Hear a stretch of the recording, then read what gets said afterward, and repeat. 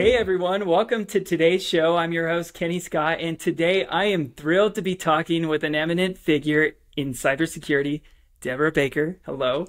She has over 2 decades of experience in the field, holds prestigious awards, and plays instrumental roles in cybersecurity organizations. Debra, welcome to the show. Thank you so much. I'm so glad that you've invited me. This is awesome. Yeah. So to start off, Debra, I'm curious about the early days. You began your tech journey as a communications specialist in the U.S. Air Force. That's right. Yeah. What inspired you to transition into cybersecurity? Tell me about that. Yeah. It is, this is good old days. But so I did some programming when I was in high school, like basic, like really, and this was in the 80s. I mean, way back there. And I was like, I knew computers were the up and coming thing. And I was like, this just isn't for me. I can't do this programming. I felt like I was thinking inside out. And I went and I got a business degree in finance, and the economy was tanking. It was like in the early 1990s. Perfect timing. And I was like a bank teller. I was like, okay, what do I want to do with my life? And my brother was in the Navy, and he really talked me into going in the Air Force. He's like, hey, you can work on your master's. It'll be really great. And they give you this test to take, and they were like, you be good in computers. And I'm like, what? Okay.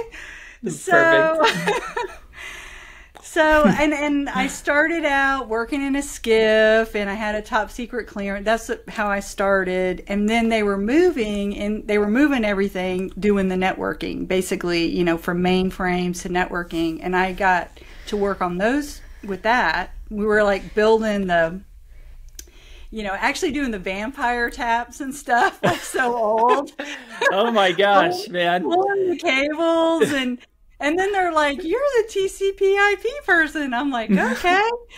But it was great. I mean, the training, they were just building out their program there. Like for networking, I learned Unix, pen testing.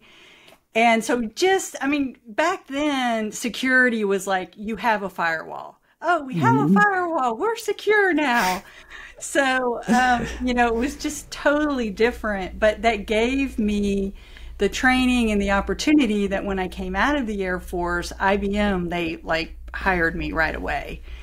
And which was amazing. And again, you don't have to have that perfect degree. I was in there with all these computer science grads, and I was right in there doing the work, and I was a DNS administrator, but I was on a networking team where we got visibility into the other areas and everything. We had in our department, we had a little firewall team and bridge team and cabling team, and so you kind of got the whole breadth. And the way I got into cybersecurity, it was one of those, a friend at IBM was like, let's go to this job fair. And I'm like, okay. I was so excited I was at IBM. I was like, I'm going to be here for 20 years, Yeah. Yeah. And I said, okay, well, I'll go and see. Everybody was trying to decide what certification that they needed. Microsoft had their big one. And we were trying, we were all trying to figure out, what should we get? Should we get the Microsoft one? And this company, Interest Technologies, which is a PKI development company, they saw my resume, freaked out, and offered me a job on the spot. And they were like, we're going to, you're going to live in Ottawa for 3 months. We're going to do this deep dive into encryption and security. And then you're going to go out and do the installations and work with the customers, on the deployments and everything of the PKI. And so that's how, and so this was 98. So that's how I got into security early on at that point. And I've just been in some sort of security or compliance, something like that. Right. Ever since. So, but I love it. It's challenging. It always changes, so I think if you like a challenge, you don't want to have to be doing that same thing every day. I do think it's a, great career for people like that. Yeah. So from military to tech giants, IBM, and you worked at Cisco for a while. Yeah, I worked at Cisco too in compliance. Yeah. One of the things that was interesting, I was just reviewing your history. You're the director of InfoSec at RedSeal, and so you were able to achieve SOC 2 compliance for that SaaS product pretty quick, like within 6 months. And so I want you to talk about your approach and how did you manage to accomplish that so swiftly? Well, and this is something for people that are interested in becoming a CISO, because I started off there. I was a technical program manager, and most of my career I was like an engineer. And what I did, they knew I had a compliance background, so someone there was like, she's going to be the compliance person. Any compliance questions go to her, because it's a startup, and so I was like, okay, sure. And so after I'd been there for about 1.5 to 2 years, and I had been sought after to be a CISO, but it never quite worked out. And so that was kind of in the back of my mind, that I wanted to be a CISO. And what I did is the person that was over the compliance, like certifications, had left, and they were looking to hire somebody. And I said, hey, you know what? I can help you guys with that. I've got 15 years in common criteria. And, I can help you with that. And then they're like, oh, by the way, we need to get SOC 2. And in the next, 6 months, and can you manage that? And I said, sure, yeah, no problem. And I did it just based on the compliance experience that I had. I knew that I could learn it quickly and pick it up and everything. And so what I ended up doing is transitioning into the CISO role.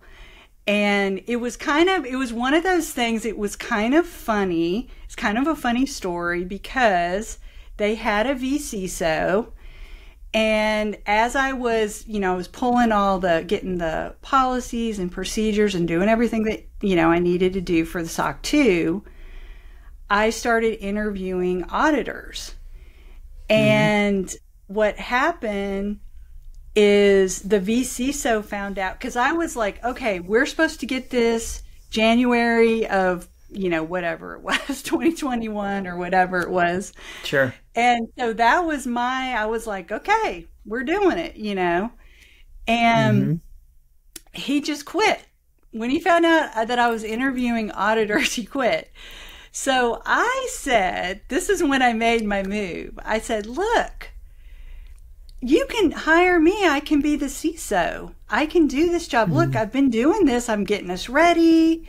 And so that's how it all, took a couple months and everything, but that's how I ended up getting that role, which was pretty awesome. And it all came together where I was doing spreadsheets, which is like really, onerous, but I did it. And I said, hey, can we have some kind of a GUI or something to help us, because this is just I don't want to have to keep up with this in spreadsheets. Right. And 30 days before the audit, they got me a product, and which was great. And I was able to assign out, the different evidence, and I could see if it's in there and things like that. But it was still very manual in how each person had to upload the evidence and things like that. Yep. But it kind of like I pulled it all together and then we passed, which was amazing. Yep. And it was great. I got a really great auditor. I talked to, of course I interviewed some different auditors, but somebody in the Utah area. Oh, cool. Yeah, that was really great. And I'll have to get that from you. I'm here in Utah. Yeah, actually. Okay, yeah, I'll give you their information because they were amazing. So great. Yeah. Cool.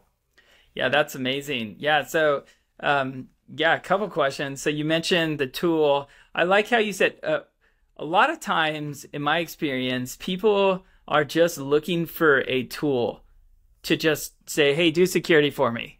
And a lot of times, instead of actually thinking about the strategy around implementing a good risk management strategy, right? Instead of thinking about it, they'll just abdicate and say, hey, you do it for us.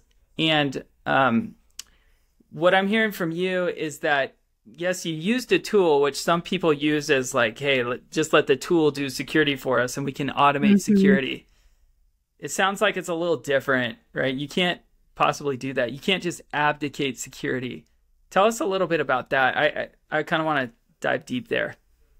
Yeah, well, for one thing with SOC 2, and I know you're FedRAMP, expert and come from that side. Yeah, I've done everything. SOC 2, PCI, FedRAMP, all of it for years, for about 16 years. Yeah. Okay. So because FedRAMP is you do this and you better do this and blah, blah, blah. You can't just say, I'm not going to do this. I'm not going to pick this control. So the difference with SOC 2 is it's customizable. Now there are basic, I got really excited because I'm like, okay, I don't have to do all, and I'm just, 300, let's say, controls. I can do 95 controls. Now there's like basic ones they're going to want to see. You can't just. Like what are some of those? Right. Well, like they're going to want to see like multi-factor authentication. They really ideally. I mean, you could probably kind of, if you didn't have it, but you really need it. Table stakes. Yeah, exactly. You've got to have your policies, good set of policies. They're not going to let you, get away with that. You've got some sort of, you can say, well, I'm not going to have this specific one. But in general, they want a good set of policies. So, the basic security you're gonna have to meet. You're gonna have a firewall. You're gonna things like this. You're gonna have to have an antivirus. You're gonna have to have an asset inventory that nobody really wants to have, but they need it. It's like the number one thing for NIST, and it's like, what? Asset inventory? What's that? Yeah. So, how can you secure what you don't know about? Exactly. Right? Yeah. Exactly. I don't know very many companies that are of any consequence that are really good at this, honestly. Because it gets so hard. And again, people go like, oh, just it's automated. It's all in here. And, it's just when you have an auditor look at it, they always find things. So it's just really I'm interested to hear your thoughts on that at some point. Probably too technical for our listeners, but that's so, we could. Who cares? Yeah. So so you mentioned FedRAMP. You recently conducted a training for LinkedIn on FedRAMP. I want you to share about that experience. Yeah. So they did not have a FedRAMP class, and they asked me, what did I want to do? And at the time I was working for 38 North Security, which I worked with them for a little while. Those guys. I've run into them at clients. Yeah. They're awesome. Awesome team. Yeah. And I was like, okay, I'll do FedRAMP. I can do like an overview. They didn't want me to do like a super deep dive, but it is a good overview. Like if you've got FedRAMP, you need to learn about it. It's definitely, good starting point for you. Okay. And great class. It was, you would not believe they said it has to be 1 hour. Can't be more than 1 hour. And you wouldn't believe how much information you're going to get in these little 3 to 5. That's the other thing. Like each little segment, like can't be more than like 5 minutes. But they are, you've got the best people, the best graphics, the best sound booth, everything. It felt like I even had a green room. Okay. Yeah. Hey. Cool. It was pretty amazing. So that does sound interesting. So all right. So we all have our biases and experiences that shape our views. So in the spirit of asking someone what they love about their ex, can you share what you like or even love about FedRAMP, or based on your experience? Well, what I love about FedRAMP, well, I guess it's a high bar. I will say that. It is definitely a high bar. So, I mean, one of the things is that I thought, you know what? If you want to do the best security, look at FedRAMP. And they have all the templates and everything for you. And so if you want to take a look and say, what would be the best security for my cloud? Okay, let me look at FedRAMP. And then you could, so that's the thing that like really amazed me about it, is it is a high bar, and it's important, to have those security measures in place.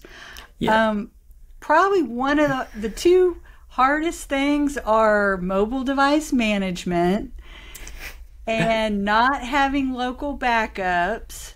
You've got to control that, and you can't just have any USB going in. Those I think those are like the more advanced ones. It's really hard for companies to get a handle on. Totally. And meeting FedRAMP. Yeah, like there's this whole like zero trust thing, and with Rev 5 coming out, one of the emphases that, or however I say emphasis, like it emphasizes the choke points around the network kind of having a hard crunchy shell on the outside, right, to make sure that you're going to some sort of jump host or some sort of bastion host to make sure that that's the only way that you can get to the important data. And I mean, it kind of breaks zero trust, because zero trust is like, you start a relationship with somebody, but you have to check each other's phones like every 2 minutes or so. But with that's really, really hard, to do those things, right? And so I agree. In terms of like the gold standard, you want to be basing that off of some sort of NIST framework, and so FedRAMP does a really good job. It's just the way that it's served up to people is overwhelming, I would say. I don't know what your experience is. Right. I would say too, because people are just, because it's a lot of controls, a lot of new lingo, all of that. So it's definitely a lot. In my experience there, we get back to, what are you actually doing? Do you have MFA in place? What are you doing for your network? What does it look like?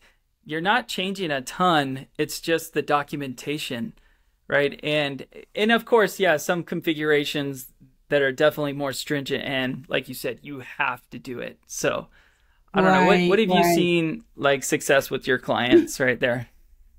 I was going to say, and one of the big things is the continuous monitoring. Yeah. And that ended up like in the class, like I thought, it's just going to be like this one little section. It just kept getting bigger and bigger and bigger. So, I was telling them at LinkedIn, I said, this was probably going to be the most watched section, because I really deep dived in what you needed to do. And I think that scares people more than anything, because, okay, now you've done it, you've built it, you've set it up. Now we have to keep it, and we have to report on it. And what is this? Is this, particular incident, is it important enough to, tell my, authorizing official?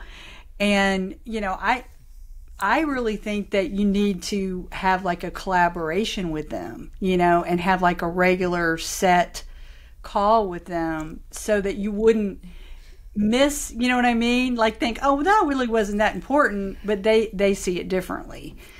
And I think that making that a collaboration would basically make sure that you don't get out of compliance and everything.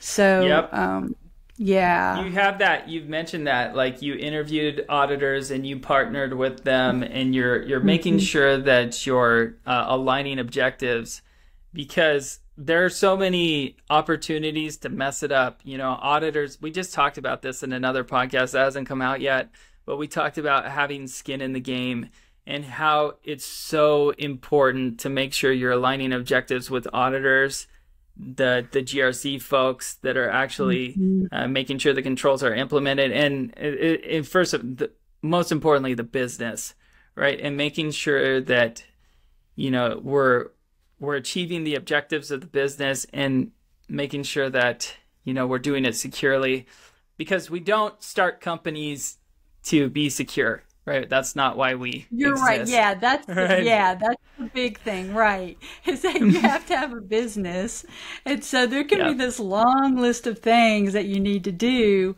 but it's like, okay, well, we and if you had every single tool or whatever, it still doesn't mean that there's not a risk. It still doesn't mean that something couldn't happen. Right. Anyway, so yeah, no, you're so right. You have a business, so you're supporting the business, and so you're going to have those trade-offs where you're going to have to say, well, we're not going to do that now, or we'll do that later, or how, what other mitigations or whatever do we have? So, yeah. That's right. You can have a Death Star with all sorts of stuff like protecting it, but you might have an open, fusion reactor core, right? That's just so little, but you just need one little X-wing, and and then it's all over, and then it's like somebody's playing a game and they tell the wrong person. I don't know. It's like what? Yeah. Cool. All right. So well, FedRAMP is what it is. It's great. It's terrible. It's all the things, but whatever. Yeah. So today, Debra, you serve as president of Trusted AI Solutions, which is the one you kind of mentioned earlier, and you're the virtual CISO at Trusted Ciso. So you have these two roles, and that's demanding, and you have kids. So is balance a thing for you, or is that not? I don't know. I'm not really balanced, but tell me, do you do that? Oh, it is a balance. And well, just recently, actually, I started going to the gym, which I know I should have been going like the last 15 years. But I realize now, I'm like, oh man, why wasn't I doing this? But I just, really taking that time, taking a walk, or going to the gym, knowing when because I am one of those people, and even there was some tests they had me take at Cisco, and it was so funny because it was like 5 minutes. Everybody on the team, we all kind of like freaked out because it got our personality so well. And one couple of things it told me is it said I can get things done way faster than the average person. So I could get something done in like a half day that might take somebody 2 or 3 days. But on the other hand, I will work until I'm like burned out. So it was like, you really, it told me you really, watch for these signs, really take this time to just get away when and there are, because I mean, especially with all the things I'm doing, sometimes I am doing some stuff on the weekends, but there are weekends where I'm like, okay, you know what? Nope.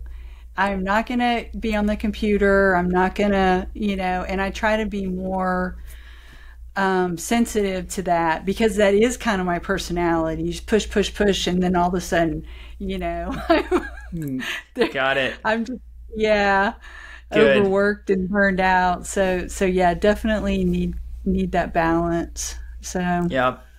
Yeah, you've played a significant part in laying the groundwork for many important initiatives, so including co-founding the League of Women in Cybersecurity hmm and founding the Johns yeah. Hopkins University Crypto Knowledge Base. So talk about these hmm organizations' mission and your role in them.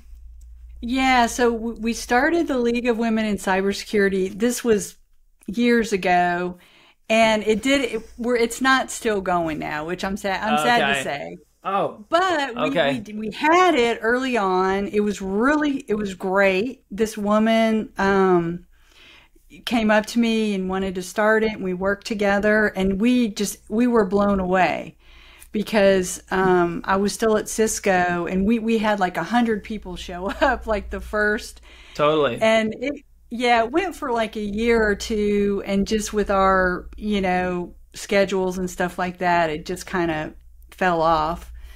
But another initiative that I did start, and this was when I was at Cisco too, it was funded by Cisco, but is this cryptographic knowledge base, Okay. and we're still there. The professor basically moved to University of Texas now, Okay. and it's a nonprofit, but basically you can go to the website, it's cryptodoneright.org, and the whole thing is to have crypto information in easy to understand manner.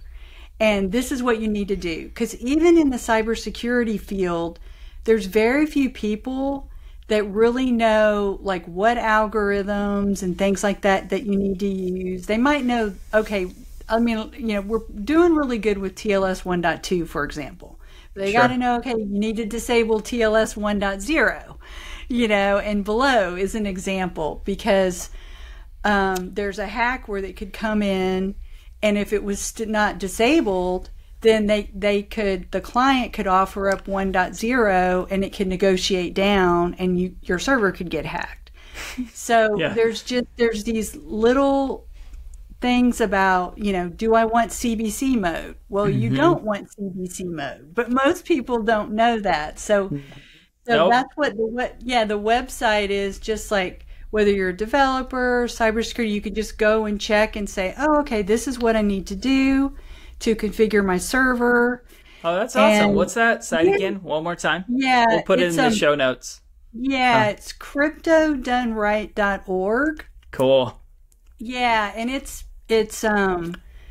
I mean, we have like regular calls. It's open if somebody, wants to be a part of it and like review pages or anything like that. Sweet. Yeah.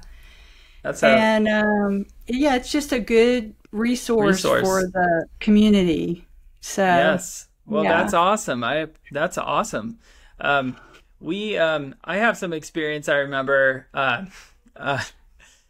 TLS 1.0 is like legendary at some companies and some engagements because, we'd be doing deals with certain banks and they'd be like, yeah, like they wouldn't want to hear it. I'm like, why is TLS, why do you accept that? I'm like, well, the thing is that we take like analytics from like toasters and, you know, things like Oh, that where it's like, so it's not really that important. Like we enable it, but you can configure 2.0 on your side, right? Or oh. yeah, you know, but they're like, hey, Right, right.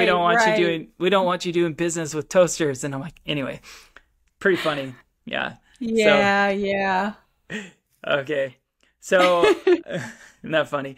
Yeah. So you're recognized globally, right, for your expertise. You got top 100 women in cybersecurity, named a Yeah. distinguished subject matter expert in InfoSec. So, not just, Yeah. I know that it's got to feel nice to have recognition. So, what does that mean, for other women in the space? How do you feel like we're doing? What do we need to do better in the cybersecurity world? Um, I know it's a hard one because, well, overall, we've got this huge gap in cybersecurity, so there's tons of opportunity. Right. But yeah, definitely for women, I know that they did a big study. It's probably been a couple years now, but one of the things they said is don't open up the jobs to like, if you have a business degree, if you don't, be like, oh, it has to be computer science or has to be, now it would be cybersecurity, be open to those other, like business, like I have other degrees, and just, I would just say, training, diversity, like when you're hiring, things like that, definitely be looking at, not just your typical candidates and things like that. Yeah. I find the way I look at it, so when I worked at Adobe, I talked to Shantanu Narayan, who's the CEO there.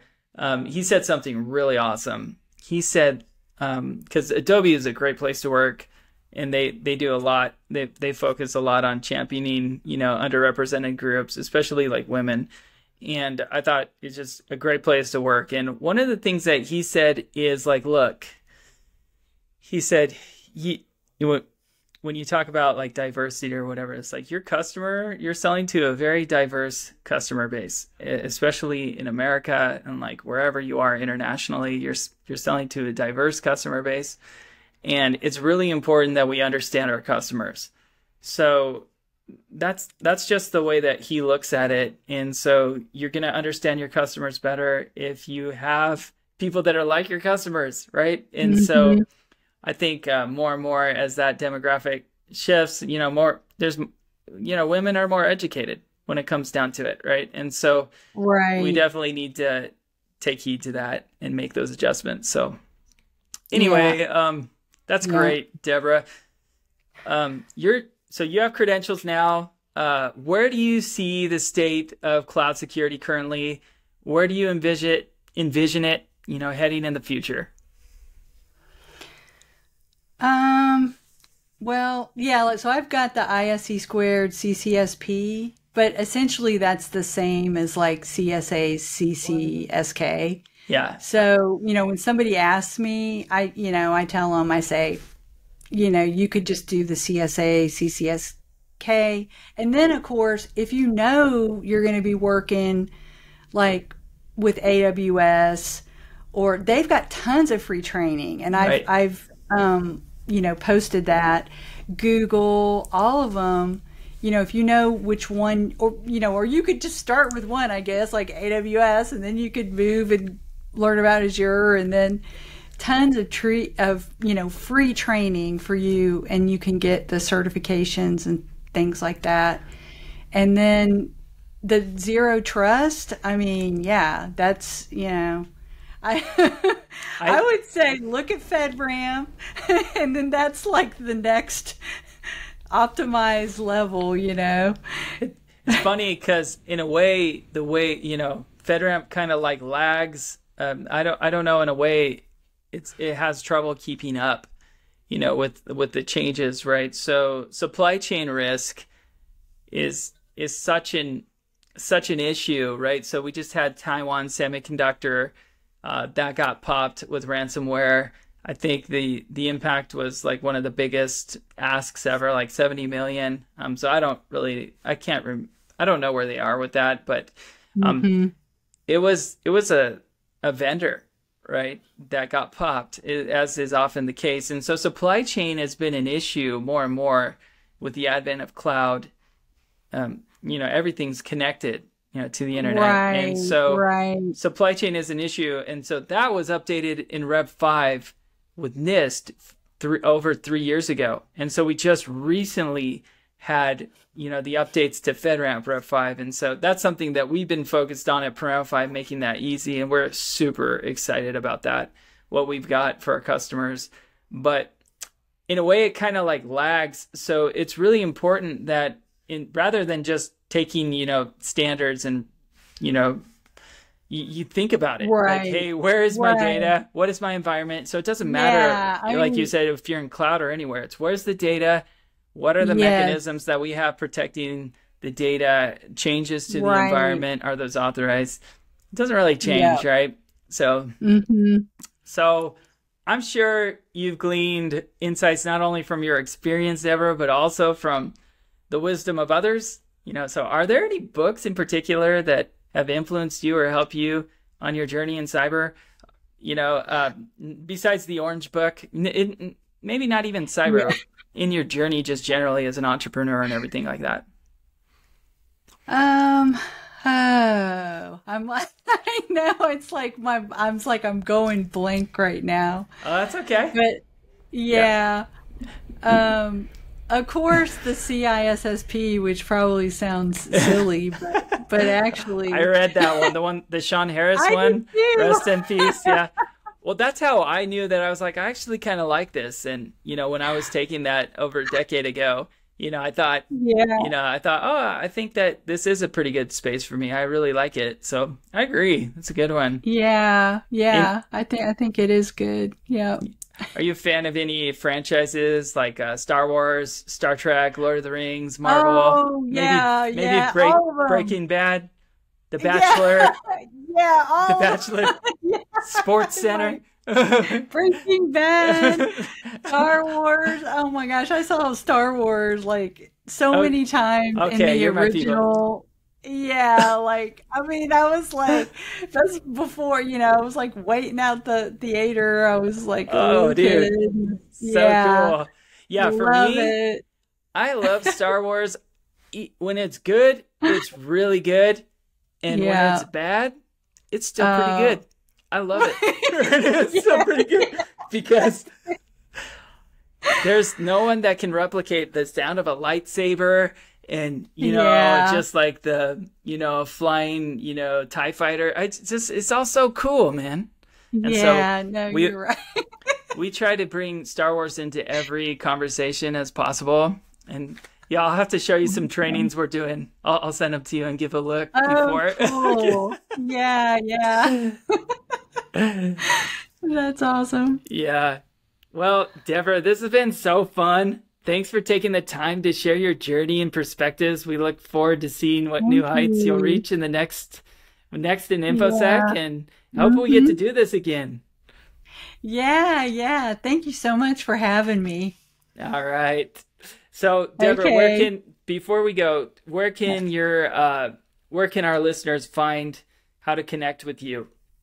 Yeah, so you can find me on LinkedIn. You can also find me trustedciso.com and trustedAIsolutions.ai. That's our other company. So hey, all right. Well, thanks so much.